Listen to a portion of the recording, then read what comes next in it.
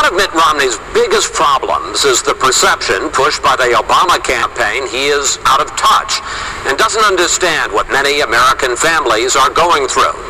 Earlier this week, the Romneys invited us to their New Hampshire vacation spot, opening their home to cameras for the first time in this campaign. The Romneys' summer home is a beautiful place set right on the shore of Lake Winnipesaukee. But the first thing we noticed was a sign next to the front door the boys gave their parents some years back. Bed and breakfast, Ann and Mitt Romney hosts. It's not quite hot enough, you see. Inside, they were making Mrs. Romney's trademark buttermilk pancakes. She prepares the batter, he cooks them. I know it's a little early, I'm just taking a look. It's just, I'm just going to do it anyway, see? Exactly. Honestly, this is the first time you've ever done this in your life. Everything in the house is a family affair. They designed the island in the kitchen with a hole in it so the grandchildren can join in. There's sometimes as many as 6 of them in there at one time, and they can work as well and make sandwiches or do whatever they can. And I stand here and I'm kind of the orchestra leader. You're kind of a short order cook, aren't you? Well, look at this. She had to make 2 different types of batter. Now, what do your grandkids call you? Papa. They call me Papa. Pancakes, Papa? They call me Papa. And Mrs. Romney? Is Mamie. For a blessed while, we were Ike and Mamie. As a joke. I mean, it was like a joke. Ike and Mamie. The governor served up the pancakes, and that started the first controversy of the day. Now, Chris, are you a real maple syrup guy? Are you, Sure he is. real maple syrup? Now, this, we will tell you, is New Hampshire maple syrup. Well, is there any other kind? Yes, there is. There's Vermont. Yes, but Vermont is in the swing state. Right. But maple syrup from any state wasn't what the governor wanted. Are you putting peanut butter on my buttermilk I'm not going to pancakes? put it on Chris's, don't worry, honey. That is sacrilege. I decided to get off that sticky subject by quickly eating my pancakes. Well, that's good. Yummy, isn't it? That is sensational. Yeah. What else are you going to say? That's their oldest son, Tad, who was there with his wife, Jen, and their kids. So, Ted, what are family meals like? A little bit of craziness. Dad always goes to the line first because he doesn't want to wait for all the grandchildren because it takes forever. The parents are cutting the meat and serving everything up, and he's usually finished by the time the rest of us sit down. But he starts on the dishes, which is... He does get early start on the dishes. Talk around the table is usually about family and sports, not politics. And they save the really serious stuff for nighttime, after the kids go to bed. In the family room, and all sit around. We begin by taking one couple and saying, let's talk about your life and the decisions you have, and then everybody offers their advice. Tad and Jen, do you like having your parents and your brothers and your sisters-in-law, do you like having them all weigh in on your lives? We're careful with what issues we bring forward, but yeah. The Romneys hold a family reunion 1 week each summer. The parents, their 5 sons, and their wives, plus 18 grandchildren. Which brings us to the chore wheel. The kids have to make their beds, brush their teeth, and read scripture. The sons and their wives get to clean up. There are 3 areas that get messy, so it's cleaning the 3 areas and sweeping the floors, and finally, kitchen duty, cleaning up. So this changes every day by one motion, and everybody gets a different job. I notice what's conspicuously missing here is Mitt and Ann. We're involved in all of the above. It was time to sit down with the governor and Mrs. Romney.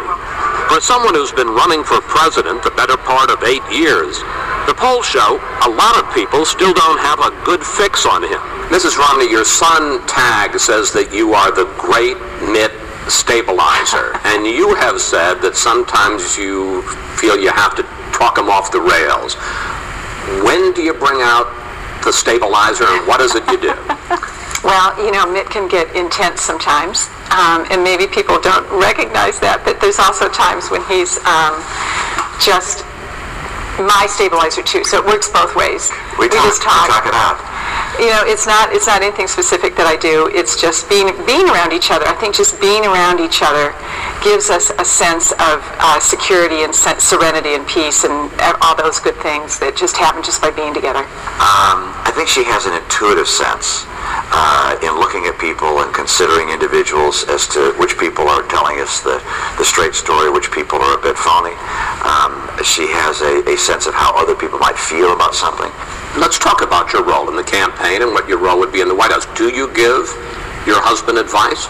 Not on policy. Do you give advice on strategy? Do you give advice on staff? Poor Mitt. He gets advice from everybody, even me. I was going to say, I didn't know she didn't give advice on policy. Yeah, I might weigh in on that too sometimes. Anne is really good. She is really good at seeing things in ways others don't see them, and being able to provide that openly to me, and I value it very highly. She has been my best friend, obviously, and my counselor throughout my life. You do disagree on some issues. Oh, you're not going to ask? You're going to ask me which ones? I'm not going to tell you. Can you give me one? No. Why not? Because I think we have to have a united front on that area. Let's talk about Planned Parenthood. You've had serious health problems. Back in the 90s, you gave some money to Planned Parenthood.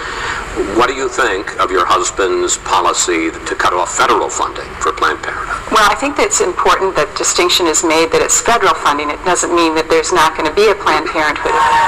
He and Paul are going to get to Washington, and they are going to balance this budget, and they're going to have to be made. There's going to be cuts. There's going to be cuts made to a lot of programs people aren't going to like, and it's just what the reality of the situation is right now. We are going to have to face some tough places. I think Planned Parenthood, given the fact that it's also a major provider of abortions, shouldn't be receiving federal funding. I think it should be receiving funding from people who want to contribute and support the effort of breast exams and so forth. But I don't think it's a responsibility of the federal government to be providing money to a Planned Parenthood. Mrs. Romney, there's a perception among many voters that this fella is out of touch. How do you help people feel his compassion, that for lack of a better phrase, he feels their pain? I wish everyone could see him how I see him, because as a mother, I've seen him how compassionate he's been with me as a wife and raising these small children, and how he always valued my work as being more important than his. How about the question of feeling the pain and the compassion for the larger American family, for all the folks out there who are struggling? Well, I think that's why we're running. Whenever I introduce or talk to, especially fundraising groups, I'll look out and I'll see everyone's looking like they're doing pretty well here. I'm like, guess what, guys? We're not running for you. We're running for those folks that are really worried about how they're going to have a paycheck, or they're really worried about how they're going to be able to afford to educate their children. That's what we're running for. We're not running to make your lives easier. Governor, does it bother you that according to the polls, people don't like you more, or is that not important? All I can do is be who I am. Under that Popeye line, I am what I am, and that's all what I am. And I'm doing my very best to try and get this country back on track, to help the people who need to be sure they can find a good job, that they can have a secure retirement, that their child will get the kind of education their child needs. That these are things people worry about, and I know how to help make those things happen, and that's why I'm in the race. Governor, let me ask you a lightning round of in or out of touch questions. Do you go to the grocery store? Yes. You act like I'm an idiot asking you that. I will tell you something. When I was really, really sick, and this is where I think people need to understand where Mitt comes from. I was unable to do anything that in a normal life. I couldn't go to the grocery store. I couldn't cook dinner, anything. This was during the time Mitt was running the Olympics, and he was, putting in long hours. He would come home, on his way home, he would stop at the grocery store. He was making dinner. He was doing all of those things and saying, Anne, it's okay. You're fine. Don't worry about these things. That's not why I love you, because you go to the store and you make dinner. I love you because I love you, not what you do. Mrs. Romney, I noticed that there's no staff here. No cooks, no maids. No. Why not? Mitt and I are pretty independent. That's how we like it. Like to do our own things. I think Mitt ironed his own shirt this morning. I noticed he was doing the laundry last night. I also hear from my sources that you have an unhealthy attraction to Costco. Oh, we both love Costco. I love Costco. Why? It's great. Are you kidding? Have you ever been to it? Yeah, I've been to I love Costco. I'm in touch. What are you talking about? It's got great produce. I know how to shop Costco. You go in the door. I don't want everyone to learn this trick. You go in the door, you take a sharp right, and you go way down to the back of the store, and just shop the outside of the aisles. Really? Boom, boom, boom. She also got me one of these 3-packs of shirts the other day from Costco, and they're very nice shirts. The Kirkland shirts. He's wearing them all the time now. I'm like, hey, that shirt looks pretty good. I got it at Costco. What are the Romney Olympics? In the summertime, the boys and their daughters-in-law and I get together. There's a swimming component, and then a running component, and a biking component. Now that's deteriorated over time. I know, it's deteriorated. That was for a while. We didn't do that this year. This year we went It's when Mitt started getting beaten by the daughters-in-law. It's when that piece. Well, I was going to ask about that, because I heard an ugly rumor that when you started losing the physical competition, you started adding old guy events like nail hammer. That's right. That's exactly right. We had to find some way for me to get back in the competition. He still comes in last. It doesn't matter. No, that's not true. The Romneys took us outside. Mrs. Romney helped 2-year-old Johnny with his shoes. The governor showed off a new trick Tag's dog Reggie just learned. Is this where the Romney Olympics take place? Right here. This right here is the site of the lumberjack events. All right, the sawing and the hammering, and over there under the little awning there is the pull-up contest. We throw the footballs at the trees. You have to hit each one of the trees to get full points. It looks like a summer camp with a beach volleyball court and a trampoline and a dock filled with boats. But then you see the patrol boat anchored just offshore, and it reminds you, this man may soon be president. I sure hope so. I'm planning on it.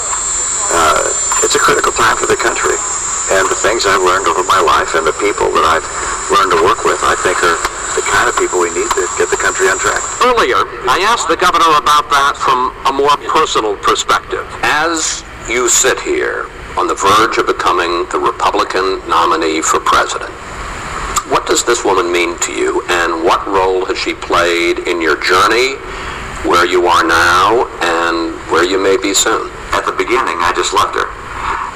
Now she's much more than just the person I love. She's also the person that I really live for. Anne is my counselor, my friend, my inspiration, but also the person I love. And if there's anything, if I have any time available, and people say, what would you like to do? The thing I'd like to do is to be with Anne and do something together. Not a bad guy, is he? That's pretty good. The Romneys have been taking their grandchildren on the campaign trail with them. A couple of months ago, 4-year-old Nate asked, "Papa, have you beaten Barack Obama yet?"